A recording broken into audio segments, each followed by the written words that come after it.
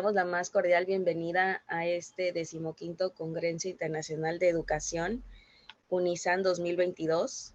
El día de hoy tenemos a bien compartir y aprender también de nuestra conferencista, la doctora Marisa Pacheco, y me voy a permitir leer su semblanza. Es doctora en Ciencias de la Educación por la Universidad Santander, maestra en Educación con especialidad en Tecnologías aplicadas a la educación y diplomada en Gestión de Instituciones Educativas por la Universidad Interamericana para el Desarrollo. Licenciada en Educación Preescolar por la Escuela Normal María Lavalle Urbina en Cancún, Quintana Roo, México.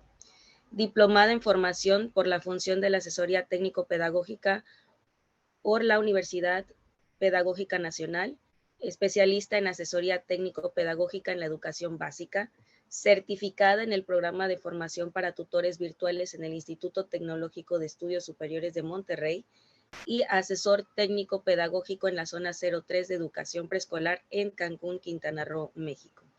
También es docente investigador del Centro Internacional de Capacitación, Investigación y Posgrado CICIP en Cancún, investigador de la Asociación Especialista de Educación del Estado de Quintana Roo, catedrático en programas de maestría y doctorado en Ciencias de la Educación de Universidad Santander y Universidad TecMilenio del Instituto Tecnológico de Estudios Superiores de Monterrey, catedrático en programas de licenciatura de la Universidad Interamericana para el Desarrollo y la Escuela Normal Superior de Cancún, Quintana Roo.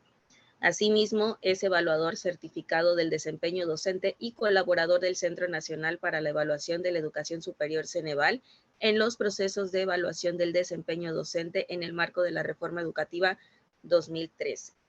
Es fundadora y directora general de Asesoría Técnico-Pedagógica Consultores, ponente e integrante del Comité Científico de diversos congresos de investigación educativa nacionales e internacionales, revisor de textos académicos e investigaciones para su publicación en revistas arbitradas como Edu Review, International Education and Learning Review, Revista Internacional de Educación y Aprendizaje, perteneciendo al Global Knowledge Academics con sede en el Parque Científico de la Universidad Autónoma de Madrid. Ha desarrollado diversos de los proyectos de investigación, los cuales se han implementado con éxito y ha realizado publicaciones varias en revistas científicas. La conferencia que nos compartirá el día de hoy la doctora se titula Conferencia Central sobre los proyectos en la educación preescolar, su evolución y vigencia. El espacio es suyo, maestra, bienvenida, un gusto.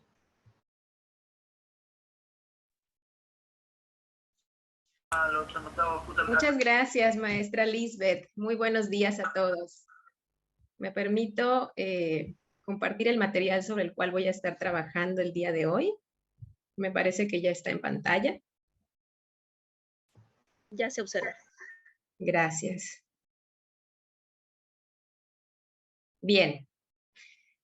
Perfecto, pues vamos a comenzar. Muy buenos días a todos y cada uno de ustedes. Es un gusto para mí estar presente en este cuarto día de actividades de nuestro Magno Congreso Internacional de la Universidad Santander. Estoy muy contenta, estoy muy emocionada de poder compartir con ustedes las ideas que he estado analizando acerca del tema que hoy les presento, que son los proyectos en la educación preescolar, su educación y su vigencia. Y la primera pregunta es, ¿por qué hablar de proyectos en educación preescolar? ¿Por qué retomamos este tema el día de hoy? Bien, pues estamos ya todos enterados que en México, y lo señalo porque hay personas de diferentes latitudes en esta sala, en México estamos ante la inminente implementación de un nuevo marco curricular. ¿Sí? Ya es inminente, ya lo tenemos muy cerca. Y esta implementación representa desafíos muy grandes, transformaciones de fondo al sistema educativo, a la educación, a la manera en la cual intervenimos. Y para ello necesitamos prepararnos, necesitamos analizar, reflexionar desde mucho tiempo antes. El tiempo nos está ganando. Y es por ello que he decidido analizar junto con ustedes y compartir mis descubrimientos acerca de un aspecto de la realidad en particular. el método de proyectos o los proyectos, que es una palabra que está sonando mucho. Para ello quiero hacer un pequeño ejercicio muy rápido. Les pido que utilicen la herramienta levantar la mano. Si usted ha trabajado bajo las premisas del método de proyectos en el nivel preescolar, en algún momento de su trayectoria docente, solamente levantamos la mano y yo voy a ir mirando la cantidad de personas que ha tenido contacto con este método. Espero que esté disponible la herramienta. Yo asumo que sí está disponible. Muy bien, gracias. Sí. Ya veo que comienzan a levantarse las manos y son varias las personas que han levantado la mano. ¿Por qué este ejercicio? El método de proyectos data del Plan de Estudios de 1992, hace 30 años ya. Muchas gracias a quienes levantaron la mano. Y es muy probable que la mayoría de quienes estamos aquí estuvimos en contacto con ese método, lo implementamos, lo estudiamos, fuimos partícipes de trabajar con él en el aula. Y es por ello que poseemos saberes previos. Y es con base en estos saberes previos que presento el objetivo del día de hoy. ¿Qué es lo que vamos a realizar durante estos pocos minutos que tenemos disponibles? Bueno, valorar la evolución del programa de educación preescolar 1992 y valorar las diferencias y también las implicaciones pedagógicas, psicológicas y sobre todo sociológicas que existen entre la versión 92 y la propuesta curricular 2022, entre la cual destaca el trabajo por proyectos. Pero ¿para qué queremos hacer esta valoración? Pues para contar con una base que nos permita incursionar críticamente en el análisis del marco curricular y en el programa de educación preescolar de la nueva escuela mexicana.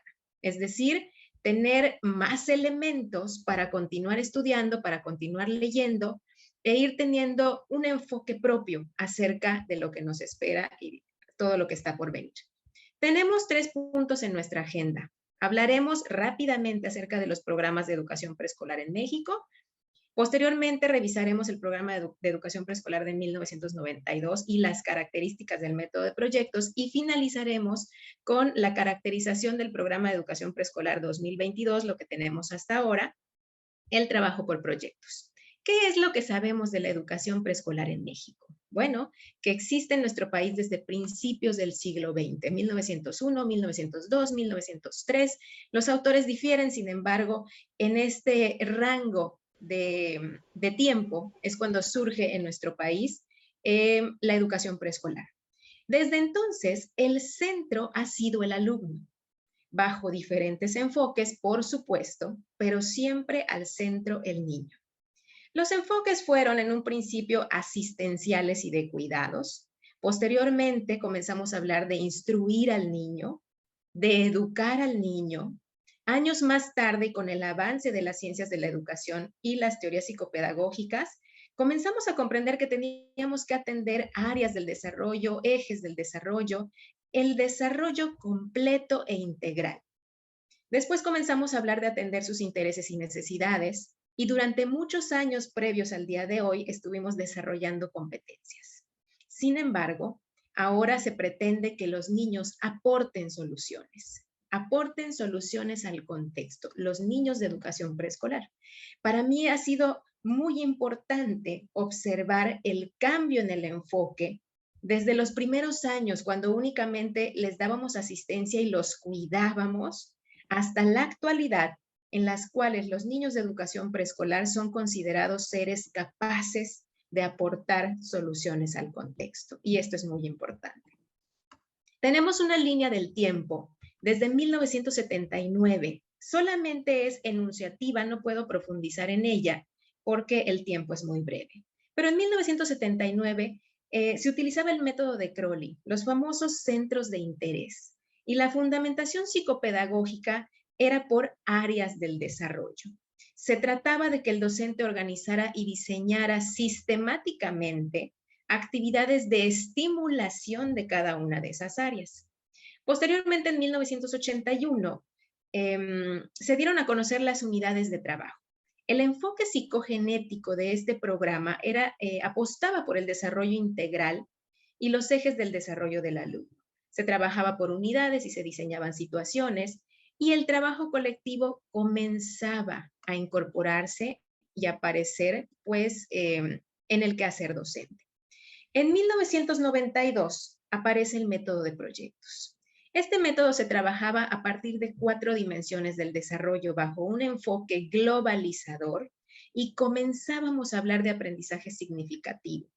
Los proyectos se suponía eran la más alta expresión del trabajo colectivo en el aula.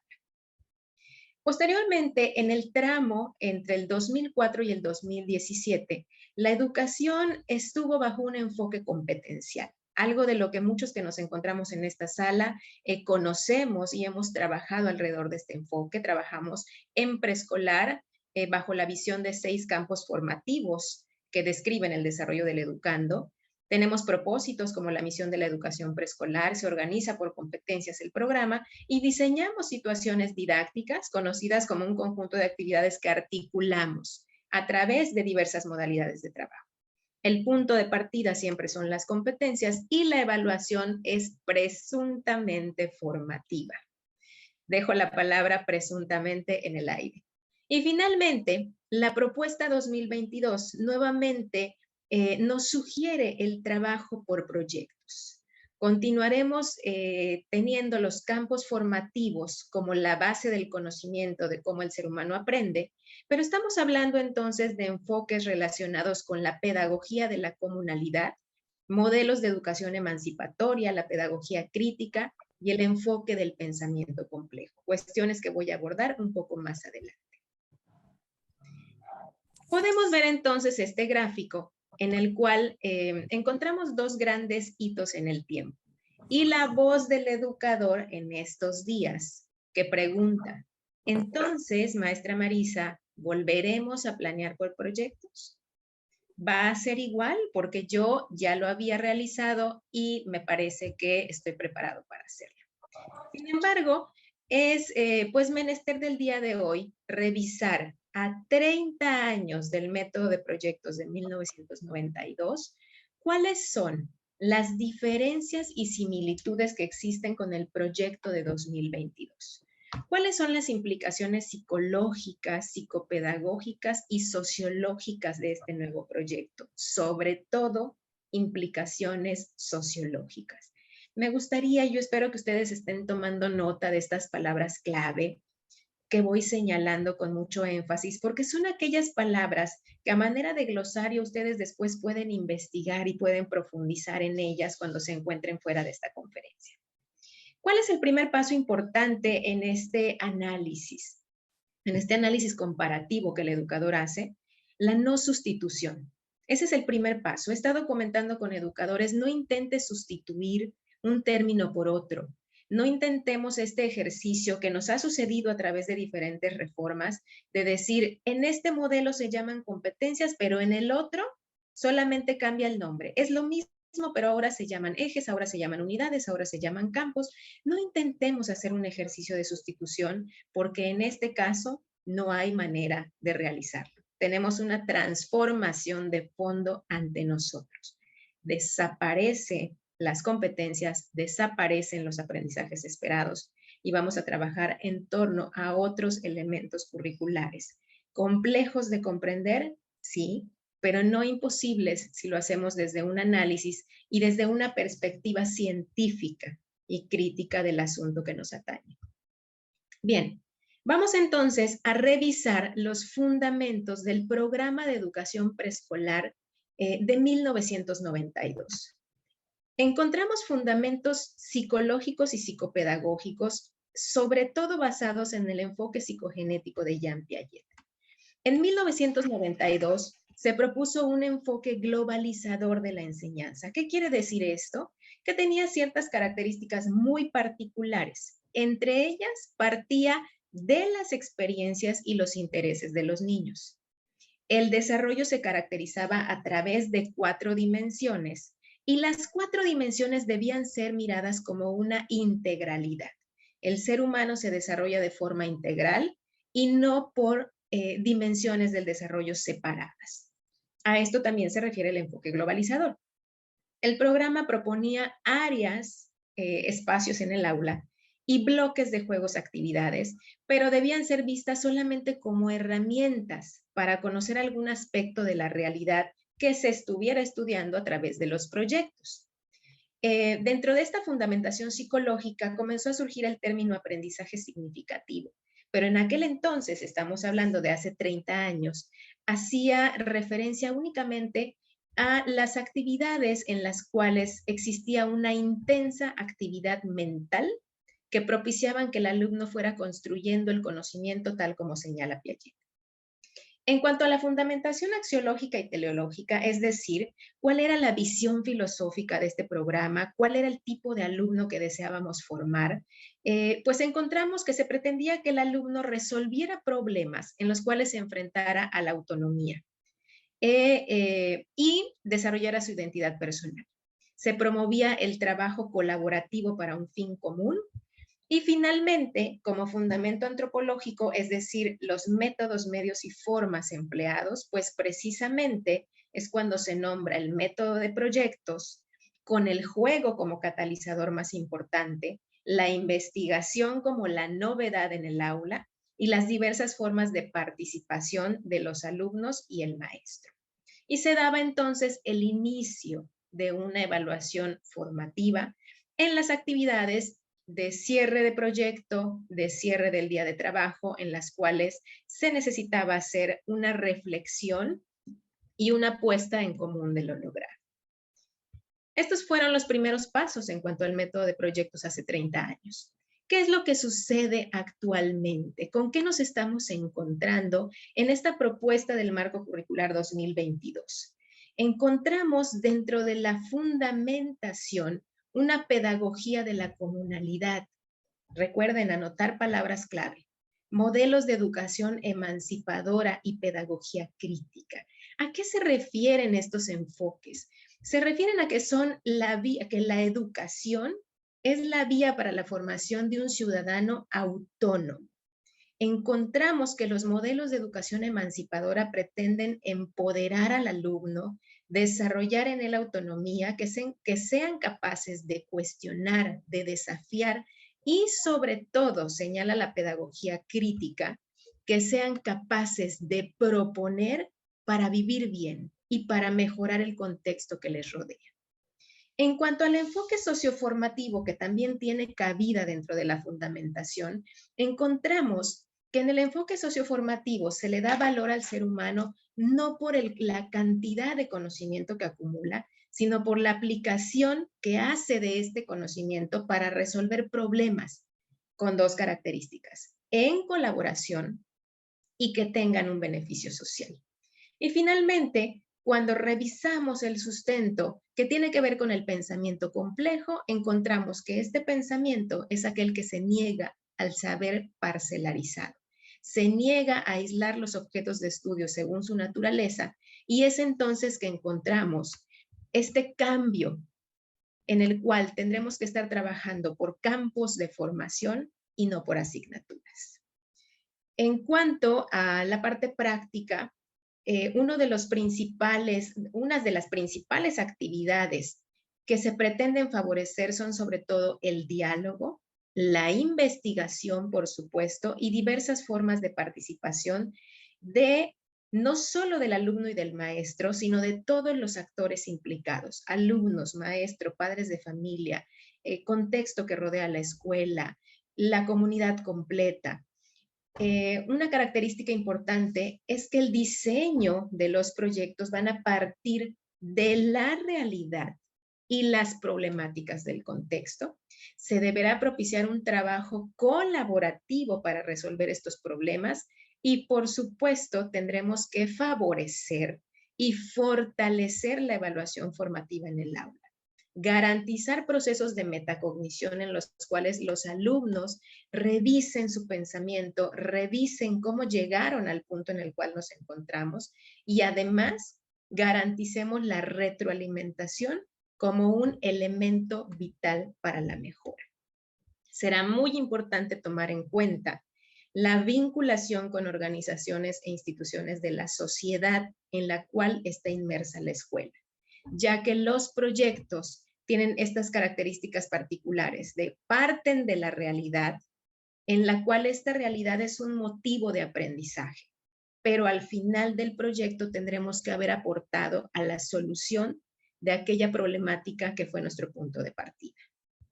Encontramos entonces muchos desafíos, un tremendo proceso de transformación educativa, no de pequeños cambios. Cambios hemos tenido mucho a lo largo de estos años, desde 1979. Estamos hablando de transformación de la educación, del sistema educativo, de las autoridades educativas, por supuesto, de los docentes. Si el docente no se transforma, la reforma no ocurre en las aulas. De la formación inicial, de la formación continua, de los alumnos y de los actores sociales para poder contar con la colaboración de cada uno de ellos en el logro de estos proyectos. Pero ¿cuál podría ser el mayor desafío? Y me voy muy rápido porque tengo cronómetro en mano. ¿Cuál podría ser el mayor desafío? La operacionalización en el aula de este marco curricular. El trabajo por proyectos. ¿Tendremos que hacer un friso? ¿Tendremos las mismas etapas? No, no. Si bien hay muchas características similares entre el 92 y la propuesta actual, el diseño es diferente. Partimos de la realidad como objeto a conocer y estudiar. Esto es vital. Saber que el entorno inmediato que rodea a nuestros alumnos va a ser el punto de partida para los aprendizajes. Esto a partir de 3 elementos esenciales: la realidad, el problema y finalmente el abordaje disciplinario que podamos hacer los profesionales de la educación de esta realidad. Podemos ver aquí más adelante que ¿de qué se trata? De observar y seleccionar alguna problemática de la realidad. Tendremos que ser muy reflexivos. ¿Para qué? Para convertir esa realidad en un problema u objeto de estudio. Y quienes hacemos investigación sabemos cómo plantear un problema. Lo vamos a ver en la diapositiva que sigue. ¿Para qué? Para finalmente cuestionarnos, ya que hemos planteado el problema, cómo abordarlo desde diferentes campos o disciplinas en una relación interdisciplinar, por supuesto. Vamos a verlo en un ejemplo concreto. Observar y seleccionar algo de la realidad. En preescolar puede ser el parque vecino a la escuela y su contaminación. Es lo que observo. Un parque sucio, lleno de basura, ha estado ahí por años. Posteriormente debemos convertirlo en un problema y en un objeto de estudio. ¿Y cómo lo hacemos los investigadores? ¿Cómo planteamos un problema a los investigadores? A través de una pregunta. Cada uno de nosotros en sus investigaciones hemos planteado una pregunta que generalmente responde a cómo contribuir a esto que estamos planteando. ¿Cómo contribuir a disminuir la contaminación del parque vecino? Sabemos que esto nos va a llevar a detonar preguntas científicas y tareas de investigación que van a guiar el desarrollo de nuestro proyecto. Tendremos que pensar en el trabajo de colaboración de todos los actores, los niños, los padres de familia, las personas que limpian el parque, las organizaciones encargadas de dar mantenimiento a ese parque, porque tendremos que incluirlos para poder dar solución al final de nuestro proyecto y un aporte a la comunidad. Ese parque se convirtió primero en el motivo de aprendizaje para mis alumnos y posteriormente en el objeto que va a recibir una solución a la problemática. Tendré que preguntarme cuáles son los saberes necesarios que se pueden construir en cada campo a través de este proyecto.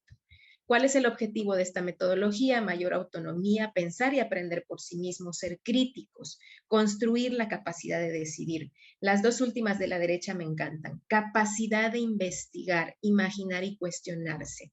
Y algo que nos acerca mucho más a la ciencia, la capacidad para detectar problemas del entorno y contribuir a su solución a través de la investigación y el trabajo colaborativo. Dejo aquí como el gran desafío, porque creo que es a lo que nos vamos a enfrentar cuando tengamos el papel en blanco para hacer la planeación. ¿Cómo encontrar el problema que articule nuestra clase? Y después, ¿cómo diseñar el proyecto? Sobre la mesa quedan estas conclusiones para que cada uno de ustedes se las apropie. ¿Qué conocimientos y habilidades necesito reforzar para intervenir en este nuevo modelo? ¿Qué debo estudiar? ¿Qué debo investigar? ¿Qué ejercicios personales tengo que implementar para una mayor comprensión del nuevo programa? Y así, opciones de cambio tiene el nuevo programa para mi práctica docente. Por aquí encontramos alguna bibliografía recomendada y muchísimas gracias por su atención. Quedo atenta por este medio y a las preguntas también. Muchísimas gracias, doctora Marisa. Sin duda, siempre abriéndonos el panorama, ¿no? Por aquí tenemos en el chat una pregunta del maestro Jorge Atocha Quintalpech. Nos dice, doctora Marisa, ¿considera prudente un nuevo modelo educativo en estos momentos de pospandemia? ¿Qué haría falta antes de implementarlo? Totalmente. Totalmente lo considero necesario. Creo que hay un antes y un después de la pandemia. El mundo cambió, nuestros alumnos cambiaron, los estilos de recepción de la información, los estilos de procesamiento de la información cambiaron. Y no solo en ellos, en cada uno de nosotros, ¿no? Hay muchos ejemplos que podría dar al respecto, pero es poco el tiempo. Entonces, definitivamente, una transformación es necesaria. Y me encantaría que ustedes pudieran averiguar la diferencia entre cambio y transformación y por qué señalo tanto esta palabra, transformación. Entonces, en respuesta a la primera pregunta, lo considero totalmente necesario. ¿Qué necesitamos? En primera, necesitamos muchísima actitud, muchísima proactividad, los docentes, para tomar estos documentos que ya están disponibles. De meses a la fecha he estado investigando, leyendo, escuchando conferencias. Hace unos días el doctor Díaz Barriga decía, he dado conferencias en donde pregunto, ¿quiénes ya leyeron la propuesta curricular? Y las manos no se levantan, ¿sí? La gente no lo ha leído y dicen, es que no nos han entregado el documento. El documento está disponible en Internet y yo creo que necesitamos para una verdadera transformación, primero esta transformación personal, para ser unos, mañana lo plantearé en el panel, para ser unos profesionales de la educación que tiene ciertas características y poder enfrentar todos estos desafíos, fortalecer nuestras habilidades, fortalecer nuestros saberes. No podemos quedarnos con lo que tenemos para el cambio, pero definitivamente es necesario para la transformación, repito, mejor dicho. Doctora. Y aquí en el chat vemos muchos comentarios felicitándola por esta conferencia, que es muy clara la explicación y aparte se van motivados, nos dicen por aquí. Si alguien tiene alguna duda, tenemos tiempo para una duda más. Nada más alza la manita y con gusto le damos el espacio para hacer la pregunta. ¿Alguien? ¿Alguna duda? ¿Algún comentario? Comentarios. Estoy mirando el chat también. Muchas gracias por sus comentarios. Por aquí hay alguien que hacía una pregunta. De César Hernández, me parece, ¿no? ¿Hay un verdadero acompañamiento en este proceso? No tiene signos de interrogación, pero yo quiero asumir que es una pregunta. ¿Hay un verdadero acompañamiento? Hasta ahora, no. No hay algún modelo en el cual podamos saber con certeza quiénes nos van a acompañar, cómo nos van a acompañar, cuáles van a ser las estrategias para analizar esta información entre los implicados, quiénes van a ser los responsables. La SEP ha estado dando algunos pasos que yo consideraba inseguros al principio. No hay información acerca de estas reuniones que se estuvieron haciendo, estas reuniones nacionales y diálogos nacionales. No nos llega la información a todos los profesores. De repente nos enteramos que está sucediendo y a veces nos preguntamos, bueno, ¿y cómo puedo hacer para participar? ¿En dónde me inscribo? Yo quisiera estar en esas reuniones y en esos diálogos. Eran pasos inseguros. Sin embargo, a partir de la semana pasada, yo comencé a vislumbrar un poco más de seguridad en las acciones que está implementando la Secretaría con esta conferencia que impartió el doctor Díaz Barriga, que a mí me pareció maravillosa. Sin embargo, aún estamos hablando de generalidades, de un programa en construcción. El mismo doctor Díaz Barriga asume que hay cuestiones pendientes, pero considero a título personal que quienes estamos más cerca de los procesos de asesoría y acompañamiento, los supervisores, los asesores técnico-pedagógicos y los directores, tendríamos que estar ya sentados a la mesa, por ejemplo, en nuestra propia zona escolar para comenzar, para platicar y dialogar cómo vamos a acompañar a los maestros en el proceso, de qué manera vamos a compartir la información, cuáles van a ser los momentos en los que se les entreguen los datos y podamos poner sobre la mesa todas las reflexiones, porque si esperamos a que venga una estrategia con hora y fecha desde arriba, yo creo que el tiempo nos va a ganar y ya nos está ganando. Yo les invito que si son directores, asesores, supervisores, siéntense por favor a la mesa y diseñen un plan de intervención. Pónganle hora, pónganle fecha, pónganle acciones precisas para ir comunicando pues todos estos datos y esta información. Excelente, doctora. Yo creo que coincido con usted. La tarea más grande la tiene el docente, ¿no? De irse informando, ir aprendiendo, desaprendiendo y nuevamente aprender o reaprender en el camino. Muchas gracias por su participación. Así es, muchísimas gracias. Yo solamente tomo últimos 30 segundos. De verdad, les invito a leer muchísimo sobre la filosofía de este marco curricular. Todas estas, la pedagogía crítica, el enfoque de la comunalidad, es muy interesante, lleva mucho tiempo. Yo aún estoy intentando integrar estos nuevos saberes, pero debemos hacerlo. Es el punto de partida para lograr una mejor comprensión.